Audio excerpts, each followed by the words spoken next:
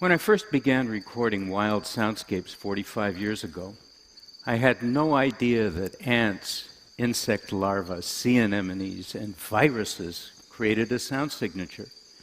But they do. And so does every wild habitat on the planet, like the Amazon rainforest you're hearing behind me. In fact, temperate and tropical rainforests each produce a vibrant animal orchestra, that instantaneous and organized expression of insects, reptiles, amphibians, birds, and mammals. And every soundscape that springs from a wild habitat generates its own unique signature, one that contains incredible amounts of information, and it's some of that information I want to share with you today. The soundscape is made up of three basic sources. The first is the geophony, or the non-biological sounds that occur in any given habitat, like wind in the trees, water in a stream, waves at the ocean shore, movement of the earth. The second of these is the biophony. And the biophony is all of the sound that's generated by organisms in a given habitat at one time and in one place.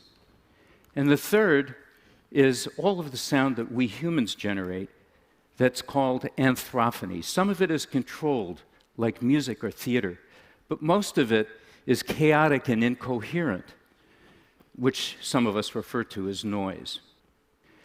There was a time when I considered wild soundscapes to be a worthless artifact. They were just there, but they had no significance. Well, I was wrong. What I learned from these encounters was that careful listening gives us incredibly valuable tools by which to evaluate the health of a habitat across the entire spectrum of life. When I began recording in the late 60s, the typical methods of recording were limited to the fragmented capture of individual species like birds, mostly in the beginning, but later animals like mammals and amphibians. To me, this was a little like trying to understand the magnificence of Beethoven's Fifth Symphony by abstracting the sound of a single violin player out of the context of the orchestra and hearing just that one part. Fortunately, more and more institutions are implementing the more holistic models that I and a few of my colleagues have introduced to the field of soundscape ecology. When I began recording over 4 decades ago, I could record for 10 hours and capture 1 hour of usable material, good enough for an album or a film soundtrack or a museum installation. Now, because of global warming, resource extraction, and human noise, among many other factors, it can take up to 1,000 hours or more to capture the same thing. Fully 50% of my archive comes from habitats so radically altered that they're either altogether silent or can no longer be heard in any of their original form. The usual methods of evaluating a habitat have been done by visually counting the numbers of species and the numbers of individuals within each species in a given area. However, by comparing data that ties together both density and diversity from what we hear, I'm able to arrive at much more precise fitness outcomes. And I want to show you some examples that typify the possibilities unlocked by diving into this universe. This is Lincoln Meadow. Lincoln Meadow is a 3.5-hour drive east of San Francisco in the Sierra Nevada mountains at about 2,000 meters altitude, and I've been recording there for many years. In 1988, a logging company convinced local residents that there'd be absolutely no environmental impact from a new method they were trying called selective logging, taking out a tree here and there rather than clear-cutting a whole area. With permission granted to record both before and after the operation, I set up my gear and captured a large number of dawn choruses to very strict protocol and calibrated recordings because I wanted a really good baseline. And this is an example of a spectrogram. A spectrogram is a graphic illustration of sound with time from left to right across the page, 15 seconds in this case is represented, and frequency from the bottom of the page to the top, lowest to highest. And you can see that the signature of a stream is represented here in the bottom third or half of the page, while birds that were once in that meadow are represented in the signature across the top. There are a lot of them. And here's Lincoln Meadow before selective logging.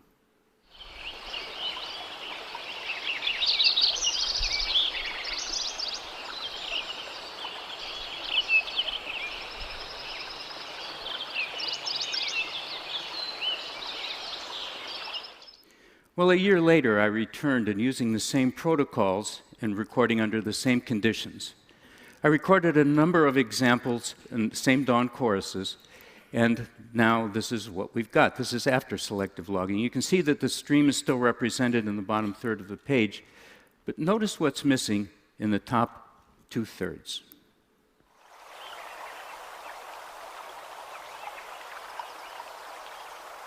And coming up is the sound of a woodpecker.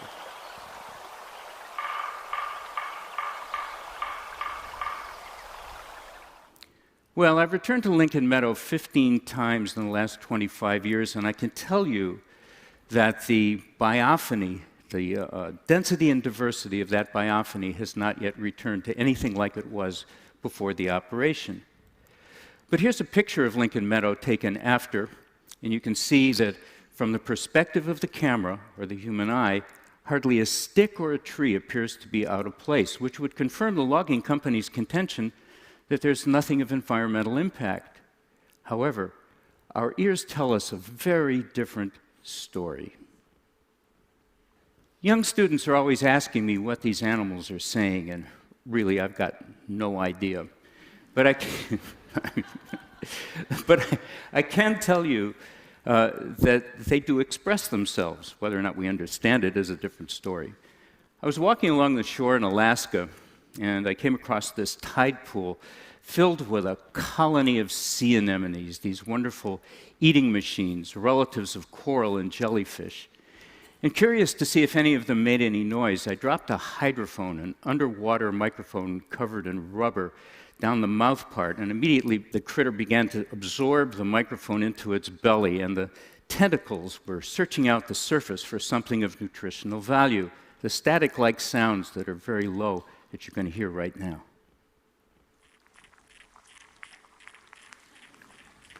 Yeah, but watch. When it didn't find anything to eat, I think that's an expression that can be understood in any language.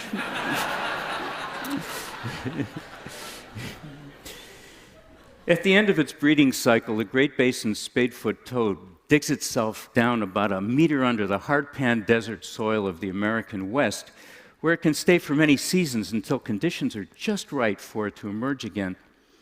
And when there's enough moisture in the soil in the spring, the frogs will dig themselves to the surface and gather around these large vernal pools in great numbers.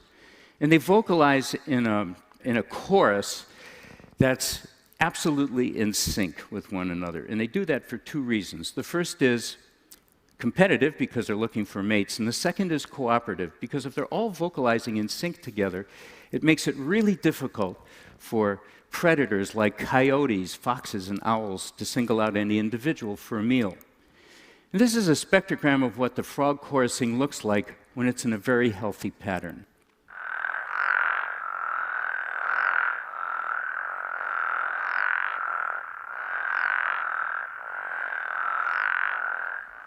Mono Lake is just to the east of Yosemite National Park in California. And it's a favorite habitat of these toads, and it's also favored by US Navy jet pilots who train in their fighters, flying them at speeds exceeding 1,100 kilometers an hour and altitudes only a couple of hundred meters above ground level of the Mono Basin. Very fast, very low, and so loud that the anthrophony, the human noise, even though it's 6.5 kilometers from the frog pond you just heard a second ago, it masked the sound of the chorusing toads. And you can see in this spectrogram that all of the energy that was once in the first spectrogram is gone in the top end of the spectrogram, and that there's breaks in the chorusing at 2.5, 4.5, and 6.5 seconds. And then the sound of the jet, the signature, is in yellow at the very bottom of the page.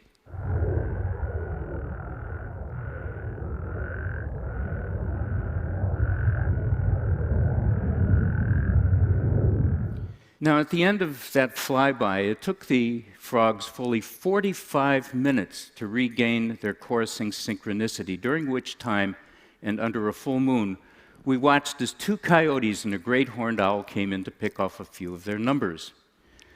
The good news is that with a little bit of habitat restoration and fewer flights, the frog populations, once diminishing during the 1980s and early 90s, have pretty much returned to normal. I want to end with a story told by a beaver. It's a very sad story, but it really illustrates how animals can sometimes show emotion, a very controversial subject among some older biologists. A colleague of mine was recording in the American Midwest around this pond that had been formed maybe 16,000 years ago at the end of the last ice age. It was also formed in part by a beaver dam at one end that held that whole ecosystem together in a very delicate balance.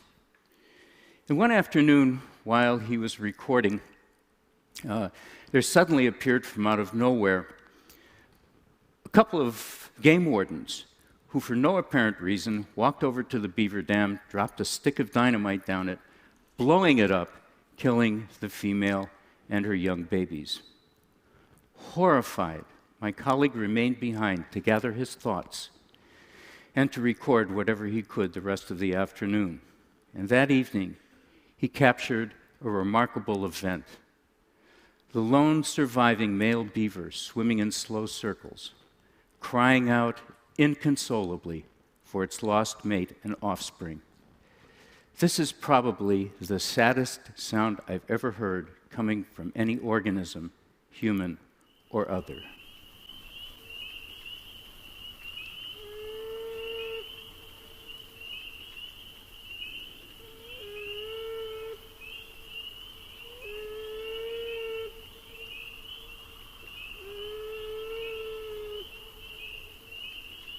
Yeah, well, there are many facets to soundscapes, among them the ways in which animals taught us to dance and sing, which I'll save for another time. But you have heard how biophonies help clarify our understanding of the natural world. You've heard the impact of resource extraction, human noise, and habitat destruction. And where environmental sciences have typically tried to understand the world from what we see, a much fuller understanding can be got from what we hear. Biophonies and geophonies are the signature voices of the natural world. And as we hear them, we're endowed with a sense of place, the true story of the world we live in. In a matter of seconds, a soundscape reveals much more information from many perspectives, from quantifiable data to cultural inspiration. Visual capture implicitly frames a limited frontal perspective of a given spatial context, while soundscapes widen that scope to a full 360 degrees, completely enveloping us. And while a picture may be worth 1,000 words, a soundscape is worth 1,000 pictures. And our ears tell us that the whisper of every leaf and creature speaks to the natural sources of our lives, which indeed may hold the secrets of love for all things, especially our own humanity. And the last word goes to a jaguar from the Amazon.